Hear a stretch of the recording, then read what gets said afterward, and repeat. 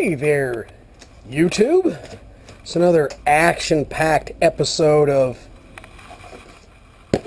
Jethro's Garage. Sketchy fabrication division, although I'm not actually fabricating anything right now.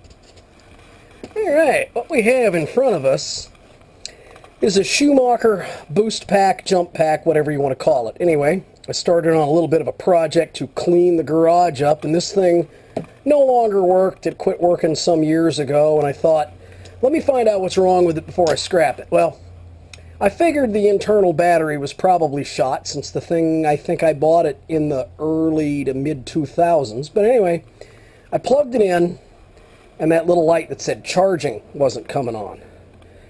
So what I did was, and it was a pain, but I got all the screws out, and then I discovered that this bugger, which sat inside there, this is an AC to AC converter.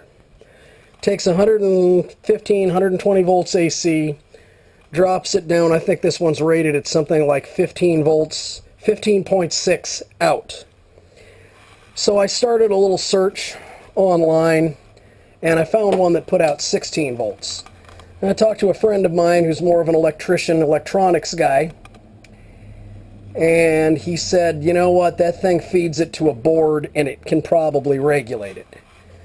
Because what happens is it feeds that voltage to this circuit board that clearly rectifies it to DC and then regulates it to charge this battery. So I put this new one. I figured it was worth a $14, $15 gamble, so I bought this, connected it. Lo and behold, we now have 13.6 volts getting fed to this battery. Now the battery is shot. However, a replacement battery was right on Amazon, actually made in USA, for I think $36 shipped.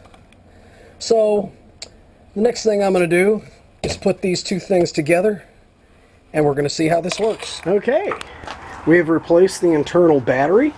We have replaced the transformer we discussed earlier that charges the battery.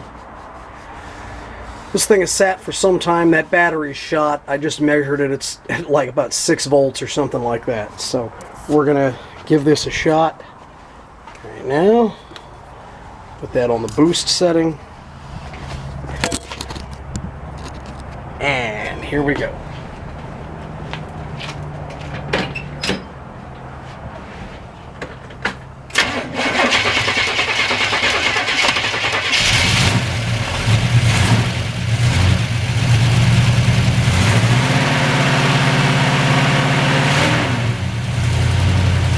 Well, I am going to go ahead and call this a success.